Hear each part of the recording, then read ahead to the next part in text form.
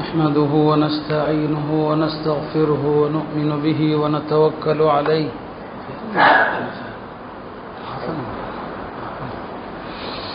ونعوذ بالله من شرور أنفسنا ومن سيئات أعمالنا من يهد الله فلا مضل له ومن يضلل فلا هادي له أشهد أن لا إله إلا الله وحده لا شريك له وأشهد أن سيدنا ونبينا ومولانا محمدا عبده ورسوله أرسله ربه بالحق بشيرا ونذيرا وداعيا إلى الله بإذنه وسراجا منيرا صلى الله تعالى عليه وعلى آله وصحبه وبارك وسلم تسليما كثيرا. أما بعد فأعوذ بالله من الشيطان الرجيم. بسم الله الرحمن الرحيم.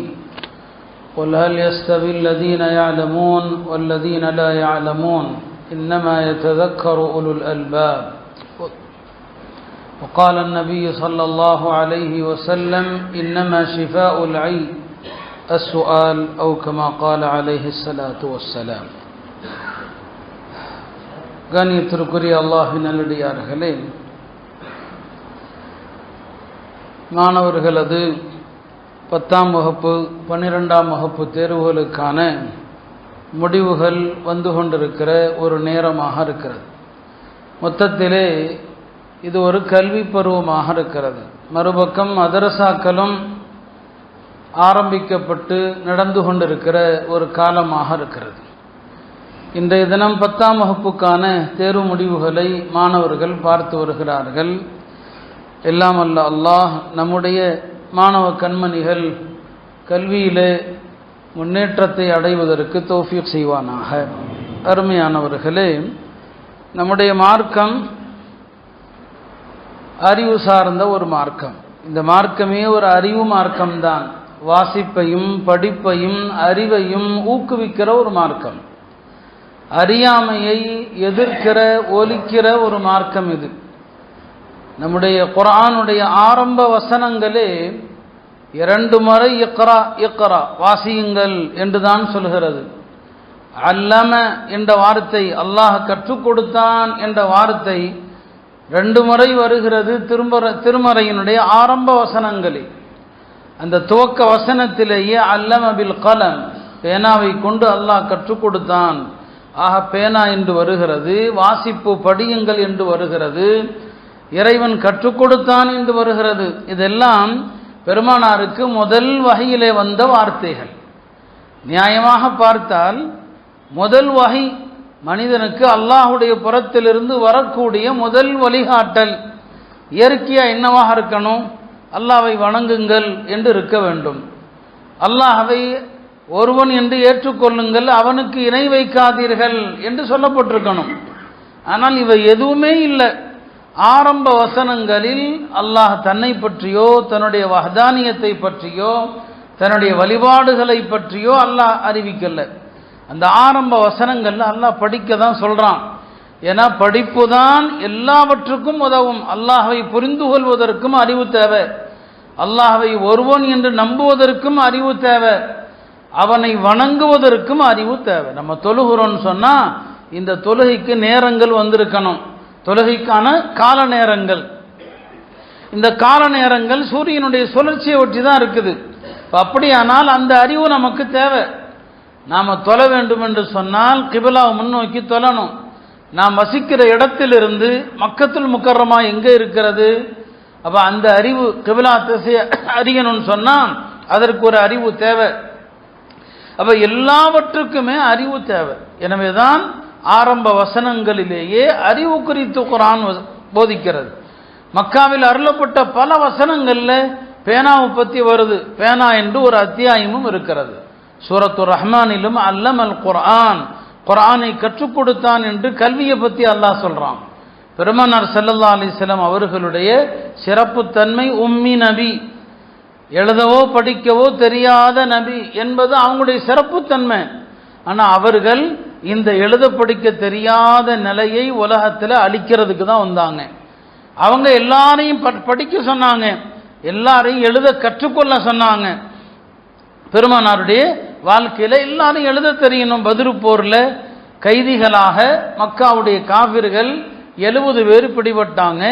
அதில் சில பேருக்கு எழுத தெரியும். எழுத தெரிந்த கைதிகள் நபி ஸல்லல்லாஹு அலைஹி வஸல்லம் அவர்கள் அவர்களிடம் பிணைத்தொகையாக பணமா வாங்கல, காசா வாங்கல.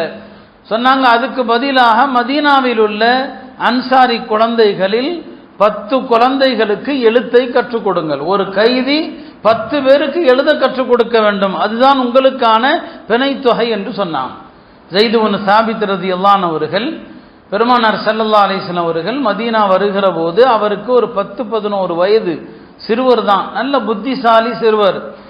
அந்த மக்காவுடைய கைதிகளிடம் எழுதுவதை கற்றுக்கொண்ட தோழர்கள்ல நானும் ஒருவர் என்று சொல்றாங்க. அவர் 15 நாள்ல எழுத படிச்சுக்கிட்டாரு, எல்லா மொழிகளையும் கற்றாரு, யூதர்களுடைய பாஷையை கத்துக்கிட்டாரு, கிறிஸ்தவர்களுடைய மொழியை கத்துக்கிட்டாரு.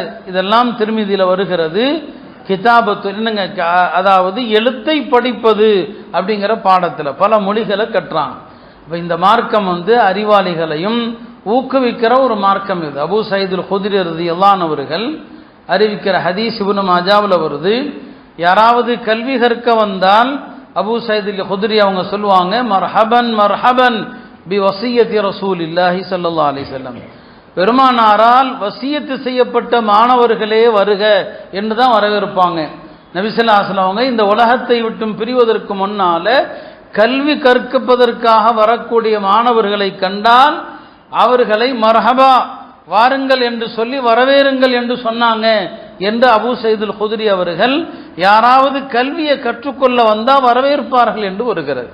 அருமையானவர்களே, ஹஜ்ரத் அலி அவர்கள் சொன்னதாக ஒரு கவிதை சொல்லப்படும். சிலர் வேறு சிலர் சொன்னதாகவும் சொல்லுவாங்க. ஃபில் ஜஹலி கப்லல் மௌத்தி மௌத்துன் லி அஹ்லிஹி வ அஜ்ஸாமுஹும் கப்லல் குபூரி குபூரு. அறியாமை இருக்குது, யாரிடம் அறியாமை இருக்கிறதோ அவன் மரணத்திற்கு முன்னாலேயே மரணித்து விட்டான். யார் அறியாதவனா இருக்கிறானோ மௌத்தாகிறதுக்கு முன்னால மௌத்தா போயிட்டான். அவன் கபருக்கு போறதுக்கு முன்னால அவனை சுமக்கிற உடல் தான் அவனுக்கு முதல் கபர். அதனாலதான் குர்ஆன் ஹல் யஸ்தவில் லதீன யஅலமூன் வல்லதீன லா யஅலமூன், அறிந்தவர்களும் அறியாதவர்களும் சமமாக மாட்டார்கள். அறிந்தவர்கள் உயிரோடு இருப்பவர்கள், அறியாதவர்கள் மரணித்தவர்கள் என்று அறிஞர் பெருமக்கள் சொல்லுவாங்க. குர்ஆன் அதனால தான் கேளுங்க, எல்லா விஷயத்தையும் கேளுங்க. ஃபஸ்அலு அஹ்ல ذிக்ரி இன் குன்தும் லா தஅலமூன், நீங்கள் அறியாதவர்களாக இருந்தால் அறிந்தவர்களிடம் கேட்டு தெரிந்து கொள்ளுங்கள் என்று சொல்லுது. பெருமானார் ஸல்லல்லாஹு அலைஹி வஸல்லம் சொல்வாங்க, இன்னமா ஷிஃபாஉல் ஐயி ஸுஆல், அறியாமை என்கிற நோய்க்கு நிவாரணம் என்ன? கேட்கணும். ஒரு விஷயம் தெரியலையா, கேட்டு தெரிந்து கொள்வதுதான் அறியாமைக்கான நிவாரணம் என்று பெருமானார் ஸல்லல்லாஹு அலைஹி வஸல்லம் அவர்கள் சொன்னாங்க. அருமையானவர்களே, இப்படி நாம் அறிவு சமுதாயம், ஒரு காலத்தில் இந்த உலகத்தையே நாம தான் அறிவாலும் எல்லாவற்றை கொண்டும் உலகத்தை ஆட்சி செய்த ஒரு சமுதாயம். இன்னைக்கு நம்ம சமூகம் இருக்கிற கல்வித்துறையில் நாம் எந்த அளவுக்கு பின்தங்கி இருக்கிறோங்கிறத விவரிக்க முடியாது. அப்ப இந்த மார்க்கம் கல்விக்கு ஊக்குவிக்கிற மார்க்கம். ஒரு கல்வி கற்கிற மாணவனுக்கு மார்க்கம் சொல்லக்கூடிய சிறப்பு என்ன? அவருக்கு அல்லாஹ் சொர்க்கத்திற்கான பாதையை லேசாக்குறான். ஒரு கல்வியாளனுக்காக வானவர்கள் ரெக்கையை விரிக்கிறாங்க என்று வருது. ஒரு கல்வியாளனுக்காக உலகத்தில் உள்ள எல்லா படைப்புகளும் பாவ மன்னிப்பு தேடுகிறது. தண்ணீரில் உள்ள மீன்களும் வானத்தில் பறக்கிற பறவைகளும் எல்லாம் ஒரு கல்விமானுக்காக இஸ்திக்ஃபார் செய்கிறது என்று பெருமானார் ஸல்லல்லாஹு அலைஹி வஸல்லம் அவர்கள் சொல்வாங்க. அப்படித்தான் நமக்கு இந்த மார்க்கம் கல்வியை குறித்து அவ்வளவு தூரம் ஊக்குவிக்கிறது. பெருமானார் ஸல்லல்லாஹு அலைஹி வஸல்லம் பெண்களும் எழுத்தறிவை கற்க வேண்டும் என்று ஆசைப்பட்டாங்க. மதீனால ஒரு அன்சாரி பெண்மணி இருந்தாங்க, ஷிஃபா பின்த் அப்துல்லா என்று ஒரு பெண்மணி, ஒரு சிறந்த அறிவாளி பெண்மணி. ஹஜ்ரத் உமர் அவர்கள் தன்னுடைய ஆட்சி காலத்தில் அந்த பெண்ணுடைய திறமையை பயன்படுத்தினாங்க, அந்த பெண்ணுடைய அறிவாற்றலை பயன்படுத்தினாங்க. மதீனாவுடைய கடை வீதியில் பெண்கள் சம்பந்தப்பட்ட இடத்துல பெண்களுடைய போக்குவரத்தை சரி செய்வதற்கு இந்த ஷிஃபாங்கிற பெண்ணை தான் ஹஜ்ரத் உமர் ரலியல்லாஹு அன்ஹு அவர்கள் நியமிச்சிருந்தாங்க. அந்த பெண்ணுக்கு எழுத தெரியும், சில நோய்களுக்கான மருத்துவ முறையும் தெரியும். அம்மை நோய் போன்றவைகளுக்கு மருத்துவம் செய்கிற அந்த காலத்தில் இருந்த நாட்டு வைத்தியம் அந்த அம்மாவுக்கு தெரியும். பெருமானார் ஸல்லல்லாஹு அலைஹி வஸல்லம் அவர்கள் ஒரு முறை அந்த ஷிஃபாங்கிற பெண்ணிடத்துல தன் மனைவி ஹப்ஸா ரதியல்லாஹு அவர்களை அழைத்து கொண்டு சென்று சொன்னாங்க, இதோ ஹப்ஸா வந்திருக்கிறாங்க, இவளுக்கு எழுதவும் கற்றுக்கொடு, அதே போல அம்மை நோய்க்கான மருத்துவ முறையையும் கற்றுக்கொடு, எழுதவும் தெரியணும் அதையும் சொல்லிக் கொடு, நீ வைத்தியம் செய்கிறாய் அல்லவா அம்மை நோய்க்கு, அந்த நோய்க்கான மருத்துவ முறையையும் கற்றுக்கொடுன்னு சொன்னாங்க.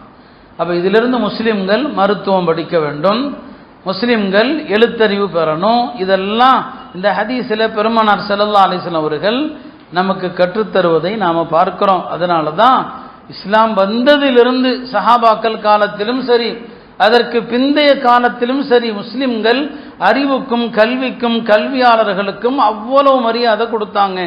இங்க கல்வின்னு சொல்கிற போது ஒரு கேள்வி எல்லாருக்கும் வரத்தான் செய்யும், இதெல்லாமே மார்க்க கல்விக்கு தானே சொந்தம் என்று. நிச்சயமாக மார்க்க கல்வி, மார்க்கம் சார்ந்த சட்டத்திட்டங்களுடைய கல்வி அது அடிப்படை, அது முதன்மையானது, அதுல எந்த சந்தேகமும் கிடையாது.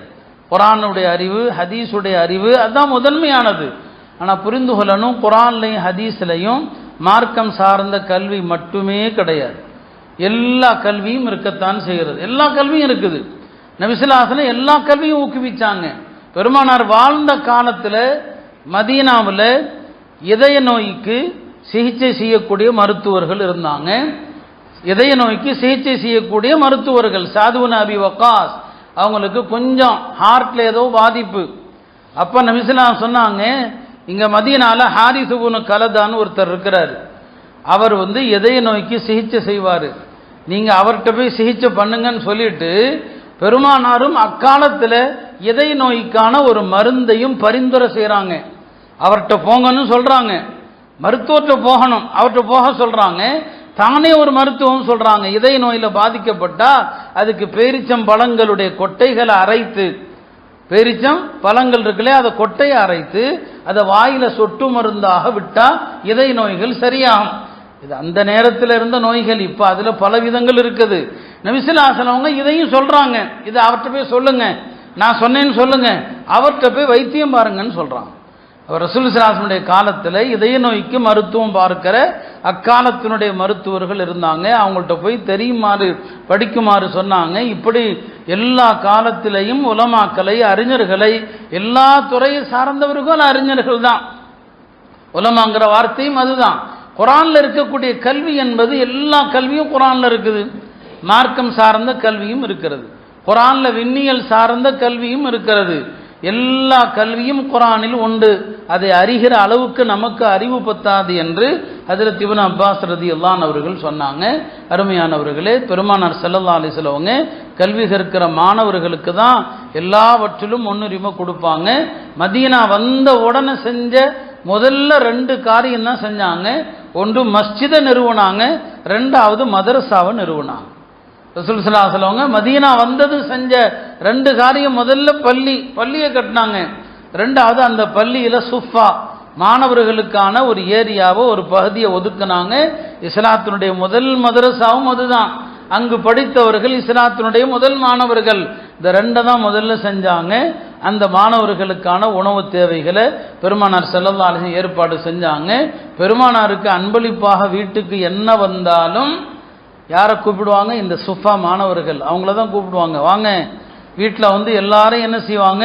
சாப்பிட கூப்பிடுவாங்க. ஒரு பால் வந்தாலும் சரி, ஒரு பலகாரம் வந்தாலும் சரி, குடிக்கிற பானமோ சாப்பிடுகிற உணவோ எதுவாக இருந்தாலும் திண்ணை தோழர்கள் அழைப்பாங்க, வந்து சாப்பிடுமாறு சொல்வது தான் பெருமானார் ஸல்லல்லாஹு அலைஹி வஸல்லம் பழக்கம். கல்விக்கு முக்கியத்துவம் கொடுத்தாங்க.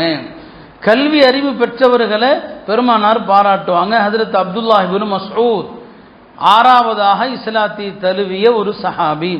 இன்றைக்கு நாம் பின்பற்றுகிற ஹனஃபி மதுஹபனுடைய இந்த சட்டத்திட்டங்கள் எல்லாமே இப்னு மஸ்ஊதிடமிருந்து பெறப்பட்டவை தான். இமாம் அபு ஹனீஃபாவுடைய ஆசிரியர்கள் மேலே மேலே போனீங்கன்னா அந்த தொடர் எங்கே போய் முடியும்? இப்னு மஸ்ஊதிடத்துல முடியும். இப்னு மஸ்ஊத் ரலியல்லாஹு அன்ஹு பெரிய அறிவாளியாக இருந்தாங்க. அவங்க முஸ்லிமான நேரத்தில் பெருமானார் அவரை பார்த்து சொன்னாங்க, இன்னக குலாமும் முஅல்லமுன், இப்னு மஸ்ஊத் அவர்களே நீர் அறிவார்ந்த வாலிபர்னு சொன்னாங்க. அவருடைய அறிவை பாராட்டினாங்க. அதில் தான் அவர் குர்ஆன்ல இருந்து ஹதீஸில் இருந்து சட்டங்களை அவ்வளவு ஆய்வு செய்யக்கூடிய ஒரு சஹாபி. இப்னு மஸ்ஊத் ரலியல்லாஹு அன்ஹு அவர்களை ஹஜ்ரத் உமர் ரலியல்லாஹு அவர்கள் தனக்கு அருகில் வைத்து மரியாதை கொடுப்பாங்க. அந்த அளவுக்கு இந்த மார்க்கம் கல்வியை ஊக்குவிக்கிற, கல்வியாளர்களை மதிக்கிற மார்க்கம். ஹஜ்ரத் உமர் அவர்கள் தனக்கு பக்கத்தில் வயதில் சிறியவர்கள் இப்னு அப்பாஸ் போன்றவர்களை கூட வச்சாங்க. ஏன்? கல்விமான்கள், அறிவாளிகள் என்று தான் பார்ப்பாங்க. அருமையானவர்களே, நம்முடைய மார்க்கத்தினுடைய முன்னோடிகள் எல்லாம் கல்விக்கும் கல்வி படிக்கிற மாணவர்களுக்கும் எல்லா வகையிலும் ஒத்துழைப்பு செஞ்சாங்க. ஹஜ்ரத் இமாம் அபு ஹனீஃபாவுடைய மாணவர் இமாம் அபு யூசுப், அவரும் பெரிய புத்திசாலி மாணவர் தான், சாதாரணமான ஆள்லாம் கிடையாது. இமாம் அபு ஹனீஃபாட்ட மார்க்கம் சட்டத்தை எல்லாம் படிச்சுட்டு போவாங்க. சில நாட்களாக அவர் பாடத்துக்கே வரல, அவருடைய வருகை இல்லை. இமாம் அபு ஹனீஃபா அவர்கள் கேட்குறாங்க, ஏன்பா நீ வர்றதில்லைன்னு சொல்லி. இல்லை, என் தந்தை நாம ஏழையா இருக்கிறோம்ப்பா, நாமெல்லாம் படித்தா என்னத்துக்காகிறது? அபு ஹனீஃபா பணக்காரர், அவர் கல்விக்காக நேரத்தை கொடுக்கலாம். நாம் ஏழையா இருக்கிறோம், நம்ம சம்பாதிச்சாதான் சாப்பிட முடியும். அதனால என் தந்தை பாடத்துக்கு வர்றதை தடுத்து நிறுத்திட்டாங்க. இமாம் அபு ஹனீஃபா அவர்கள் அவரிடத்துல ஒரு பைய தூக்கி போட்டாங்க. சொன்னாங்க, இதில் 100 திர்ஹம் இருக்குது, இந்த 100 திர்ஹத்தை வீட்டு செலவுக்கு வைத்துக்கள், தினசரி பாடத்துக்கு வந்துரு, இந்த 100 திர்ஹம் என்னைக்கு காலியாகதோ மறுபடி கேளு, நான் தர்றேன்னு சொன்னாங்க. அப்படி அந்த காலத்தினுடைய ஆசிரியர்கள் ஏழை மாணவர்களுக்கு தன்னுடைய சொந்த காசை கொடுத்து அப்படிப்பட்ட கல்விமான்களை உருவாக்கினாங்க. ஒரு பகுதிக்கு ஹாரூன் ரஷீத் வருகை தருகிறார்கள். மக்கள் எல்லாம் ஹாரூன் ரஷீதை சுற்றி என்ன செய்கிறாங்க, நிற்கிறாங்க. தலைவர்கள் வந்தால் மக்கள் வேடிக்கை பார்ப்பது வழக்கம், அன்றைக்கும் இருந்தது, இன்றைக்கும் இருந்தது. ஹாரூன் ரஷீத் வருகிற போது மக்கள் சூழ்ந்திருக்கிறாங்க. கொஞ்ச நேரத்தில் பார்த்தா ஹாரூன் ரஷீதை சுற்றி நின்ன கூட்டம் எல்லாம் வேற எங்கேயும் ஓடி போயிட்டான். எல்லாம் அடிச்சு புரண்டு ஓடுறாங்க. மக்களுடைய காலணிகள், செருப்பு, காலில் போட்டிருக்கிற செருப்பெல்லாம் விட்டு போட்டு ஓடுறாங்க. கூட்ட நெரிசல்ல காலில் கடந்த செருப்பு போட்டுட்டு ஓடுறாங்க. அப்படிங்களா? அப்போ ஹாரூன் ரஷீத் கேட்குறாங்க, என்ன ஆச்சு இங்கே, என்ன அப்படின்னு சொல்லி கேட்குறாங்க. இப்போ சொன்னாங்க, இங்கே அப்துல்லாஹ் இப்னுல் முபாரக், ஒரு மாபெரும் அறிஞர், ஒரு மாபெரும் ஹதீஸ் கலை அறிஞர், ஒரு சட்டமேதை, அவர் வந்திருக்கிறாரு. அவரை பார்த்ததும் மக்கள் அவர் பின்னால ஓடி போயிட்டாங்கன்னு சொல்லி. அப்போ ஹாரூன் ரஷீதுடைய மனைவி சொன்னாங்க, அவர் தான்ப்பா மன்னர், நீங்கள் மன்னர் இல்லை. உங்களை பார்க்கறதுக்கு காசு கொடுத்து மக்களை கூட்ட வேண்டியிருக்கு. அந்த காலத்தில் அப்படி இருந்திருக்கும் போல் தெரியுது. உங்களை பார்க்கறதுக்கு மக்களை கூட்ட வேண்டி இருக்குது, ஆனால் அவர் பின்னால மக்களை கூட்டாமல் மக்கள் ஓடி போகிறாங்க. வல்லாஹி இன்னஹுல் மலிக், அவர் தான் உண்மையான அரசர், நீர் அரசர் இல்லை என்பதாக ஹாரூன் ரஷீதுடைய மனைவி சொன்னாங்க. மக்கள் அந்த காலத்தில் உலமாக்களை, அறிஞர்களை அந்த அளவுக்கு மதித்தாங்க. சுலைமான் இப்னு அப்துல் மலிக் அவர்கள் ஹஜ்ஜுக்கு போயிருக்கிறார், மக்காவுக்கு போயிருக்கிறாரு. சுலைமான் இப்னு அப்துல் மலிக் பெரிய ஹலீஃபா, அவர் ஒரு பெரிய நிலப்பரப்பை ஆட்சி செய்தவர். மக்கால போய் கேட்கிறாரு, இந்த மக்கால அறிஞர் யாருன்னு கேட்கிறான். யார் இந்த மக்காவுடைய ஆலிம்? அந்த காலத்தில் ஒவ்வொரு நகரத்திலையும் ஒரு ஆலிம் இருப்பார், எல்லாம் அவர்கிட்ட தான் சட்டம் கேட்பாங்க. யார் இந்த மக்காவுடைய அறிஞர்னு சொல்லி எல்லாம் சொன்னாங்க, அத்தா இப்னு அபி ரபாஹ்னு சொல்லி. அத்தாவா, சரி, அவர் யார் எனக்கு காட்டுங்கன்னு சொன்னாங்க. இமாம் அத்தா இப்னு அபி ரபாஹ் இருக்கிற இடத்துக்கு அழைச்சிட்டு போனாங்க. மக்காவுடைய பெரிய ஆலிம். மக்கா என்பது எல்லா காலத்திலையும் மக்கள் கூடுகிற இடம். அந்த மக்காவுடைய ஆலிம் ஒரு கம்பீரமாக இருப்பார், பார்ப்பதற்கே வசீகரமாக இருப்பார் அப்படின்லாம் நினச்சி போனால் அங்கே பார்த்தா ஒரு கருப்பினத்தை சார்ந்தவர், ஒரு கருப்பினத்தை சார்ந்தவர். பார்ப்பதற்கு எந்த அழகும் வசீகரமும் கிடையாது, எந்த அசீகரமும் இல்லை. தோற்றமும் அழகில்லை, முகமும் அழகில்லை, தலைமுடியும் அழகில்லை. அவருடைய தலையை பார்த்தா உலர்ந்த திராட்சை மாதிரி இருக்குது. பார்த்தா அவர் தான் அறிஞர்.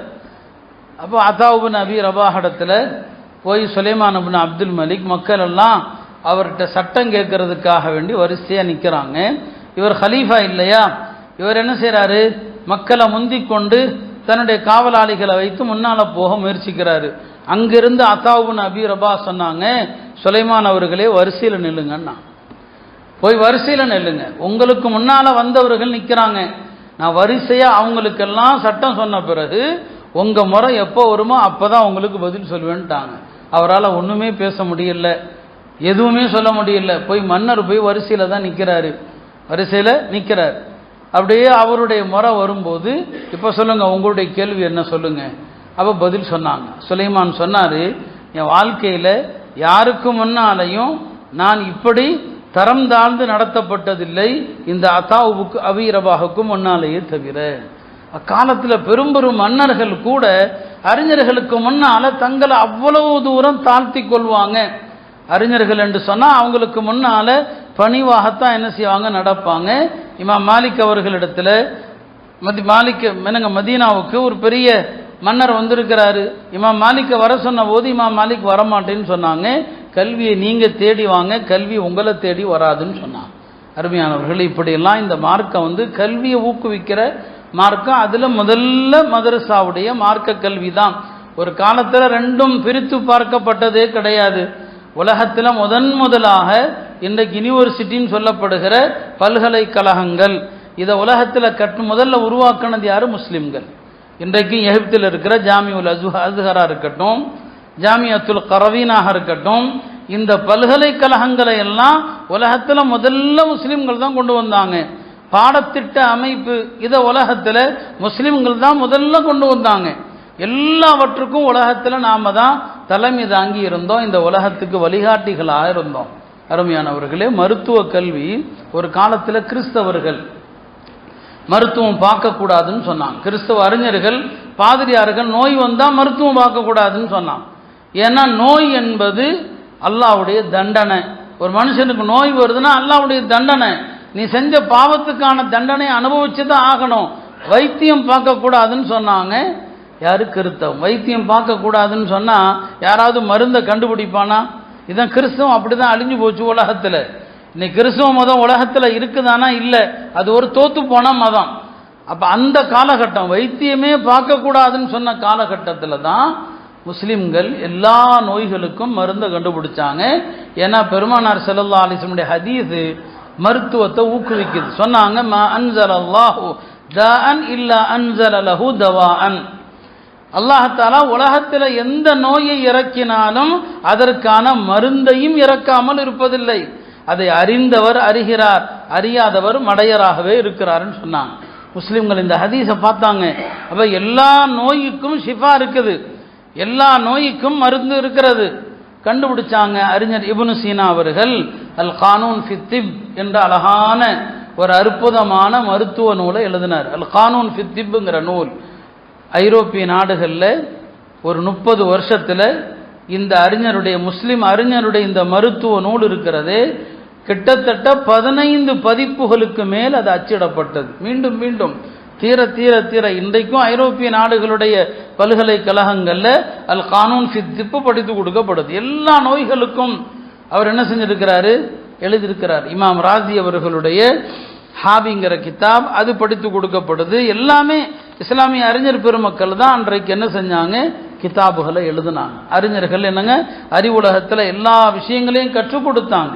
ஒரு காலத்தில் பக்தாதுக்கு வந்தாங்க, எகிப்துக்கு போனாங்க, யூதர்கள் கிறிஸ்தவர்கள் அங்கே போய் முஸ்லிம்கள்கிட்ட படித்தாங்க.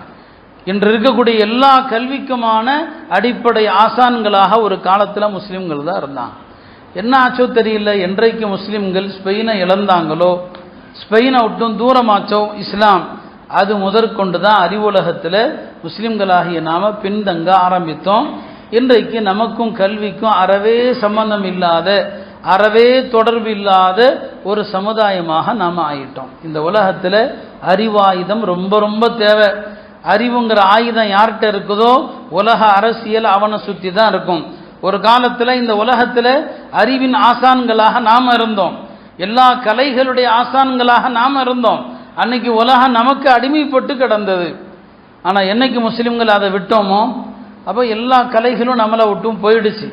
இன்னைக்கு யூதர்கள் உலகத்திலேயே ஆக குறைந்த மக்கள் சதவீத தொகையில் உள்ள ஒரு கூட்டம்னா யூதர்கள் தான். ஆக குறைஞ்ச சதவீதம். இன்னைக்கு உலக அரசியல் அவன் தான் ஆட்டி படைக்கிறான். உலக அரசியல் அவன் கையில் தான் இருக்குது. எந்த நாடும் அவனை எதுவுமே கேட்க முடியாது. எல்லா விதமான கலைகளும் தொழில்நுட்பங்களும் அவர்களிடத்தில் இருக்குது. உலகத்தை அவன் ஆட்டி படைக்கிறான் இல்லையா? நம்ம நாட்டை எடுத்துக்கொள்ளுங்க. நம்ம நாட்டில் பிராமணர்கள் இந்திய மக்கள் தொகையில் புல்லினங்க ரொம்ப ரொம்ப குறைவான சதவீதம். அந்த அவங்க தான் இன்னைக்கு ஆட்சி செய்கிறாங்க.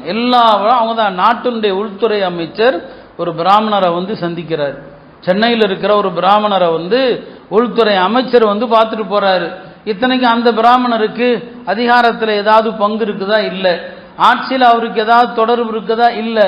காரணம் என்ன? இதுதான், எல்லாரையும் அவங்க தான் கட்டுப்படுத்துறாங்க. நாட்டினுடைய பிரதமர்ல இருந்து, நாட்டினுடைய உள்துறை அமைச்சரில் இருந்து எல்லாத்தையும் அவங்க தான் கட்டுக் கொடுத்துருக்காங்க. பாருங்க, காஞ்சியிலிருந்து பல்வேறு நாட்டில் பல மடங்கள் இருக்கிறது, பிராமணர்களுக்கான மடங்கள். அந்த மடங்கள்ல வேதத்தை மட்டுமா சொல்லிக் கொடுக்குறாங்க? வேதத்தோடு அறிவியலையும் சொல்லிக் கொடுக்குறாங்க, வேதத்தோடு ஆங்கிலத்தையும் சொல்லிக் கொடுக்குறாங்க. எல்லா சங்கர மடத்தினுடைய ஆச்சாரியார்களை பார்த்தீங்கன்னா அவனுக்கு சமஸ்கிருதமும் தெரியும், ஆங்கிலமும் தெரியும். அவ்வளவு அழகா ஆங்கிலம் பேசுவான். ஆனால் சாமியார் தான் போட்டிருக்கிற எல்லாமே நாங்கள் சாமியாருடைய கோலம் தான். ஆனால் ஆங்கிலம் தெரியும். எல்லா கலைகளும் கற்றுக் கொடுக்கப்படுது. இந்த அறிவு தான் அவங்க இந்த நாட்டையே ஆட்டி படைக்கிறாங்கன்னு சொன்னால், அதிகாரம் எல்லாமே அவங்க கையில் இருக்குதுன்னா இந்த கல்வியை கொண்டு தான். ஆங்கிலேயர்கள் இந்த நாட்டை கைப்பற்றிய நேரத்தில் முஸ்லிம்களாகிய நாம் ஆங்கிலேயர்களை விரட்டுறதுல அவனை எப்படியாவது இந்த நாட்டை விட்டும் அகற்றணும். அதில் நாம் என்ன செஞ்சோம்? கவனம் செலுத்தணும். அந்த காலகட்டத்தில் பிராமணர்கள் நல்ல கல்வியை படிச்சுக்கிட்டான், ஆங்கிலத்தை படிச்சுக்கிட்டான். அது அன்றைக்கும் அவர்களுக்கு பலன் தந்தது, இன்றைக்கும் பலன் தருகிறது. இப்படித்தான் நம்ம சமூகம் எல்லாவற்றிலும் பின்வாங்கிட்டோம். இந்த கல்வியை பற்றி பேசினா நமக்கு எந்த அக்கறையும் இல்லை. இப்போவே நிறைய பேர் நினைப்பான், அஜர் தேவையில்லாத தலை பேசுகிறார், நமக்கும் இதுக்கும் என்னையா சம்பந்தம் அப்படின்னு நினைக்கிறதா இங்கே பல பேருடைய உள்ளத்தில் ஓடுறதையே முகங்களை வச்சே தெரிஞ்சுக்கலாம். ஏதாவது பழங்கால கதைகளை சொன்னால் ரசிப்போம். அறிவும் கல்வியும் இந்த சமுதாயத்தை விட்டு அவ்வளவு தூரமாக போச்சு. இந்த தலைப்பு கூட ரசிக்கப்படாத தலைப்பாக ஆகிற அளவுக்கு இந்த உம்மத்தை அறிவை விட்டு அவ்வளோ தூரமாக போயிட்டான். ஆனால் இத்தனைக்கும் திருமறையினுடைய எல்லா வசனங்களும் எதை போதிக்குது? அறிவையும் சிந்திப்பதையும். இந்த குரானை சிந்திக்க வேண்டாமா? உள்ளங்கள் என்ன பூட்டு போடப்பட்டிருக்குதான்னு கேட்குறான். வானங்கள் பூமியை சிந்திப்பது இல்லையான்னு கேட்குறான். ஒட்டகத்தை நீங்கள் பார்ப்பது இல்லையான்னு கேட்குறான். இந்த பூமி எப்படி விரிக்கப்பட்டிருக்கிறது? எல்லாம் சிந்திக்கிற வசனங்கள். அந்த சிந்திக்கிற வசனங்களை கொண்ட வேதம் நாம் எதுக்கு வச்சிருக்கிறோம்? சிந்திப்பதற்கு இல்லை, மௌத்தா போனால் ஓதுறதுக்கு தான். யாராவது மௌத்தா போயிட்டா பள்ளியாசலுக்கு வந்து குரான் இருக்குதான்னு கேட்போம். இப்படி தான் நாம் அந்த வேதத்தை ஒரு இறந்தவர்களுக்கான ஒன்றாக ஆக்கிட்டோம். குரானுடைய அந்த எல்லா இல்மும் அறிவும் கலையும் எல்லாத்தையும் தூக்கி போட்டோம். இந்த சமுதாயம் மீண்டும் தலைமைத்துவத்துக்கு வரணும்னு சொன்னால் உலகளாவிய விதத்தில் கல்வியில் அறிவில் இந்த சமுதாயம் மார்க்கப்பற்றோடு மார்க்க அறிவோடு இந்த கலைகளும் இந்த உம்மத்திற்கு தேவை.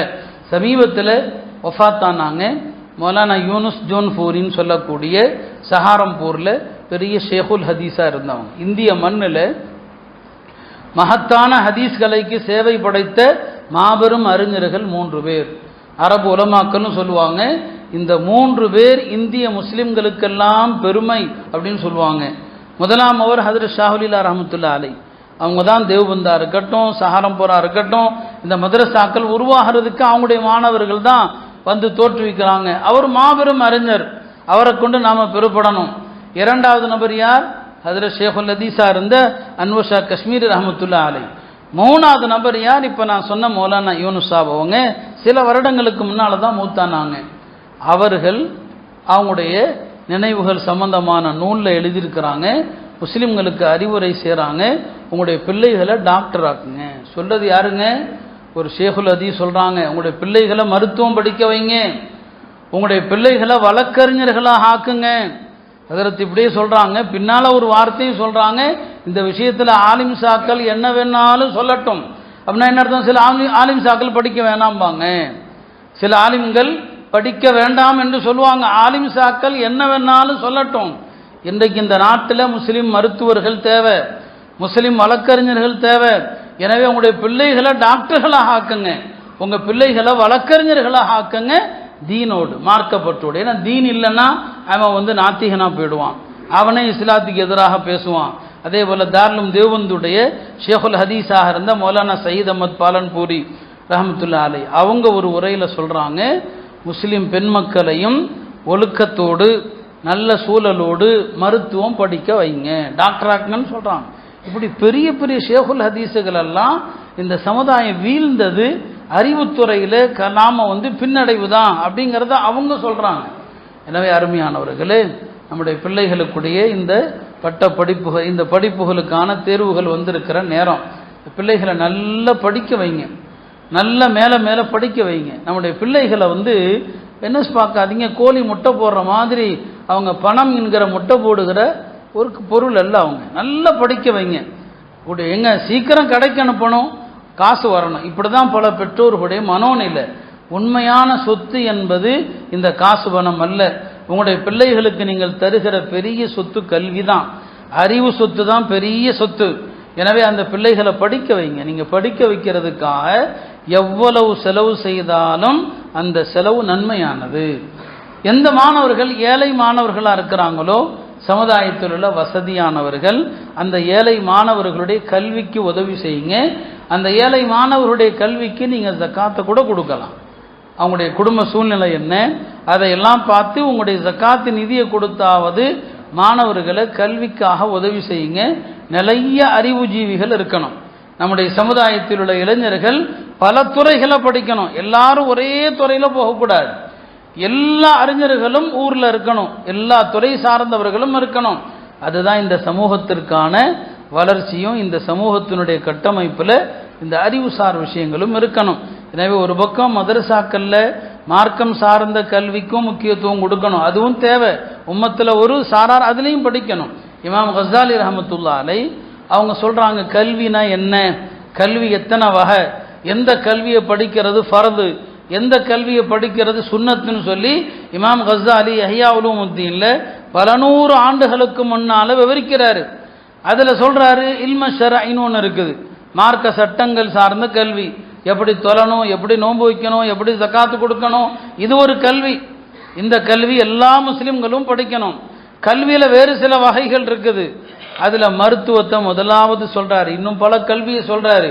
மக்களுக்கு பயனுள்ள, மக்களுக்கு தேவையாக இருக்கிற கல்வி.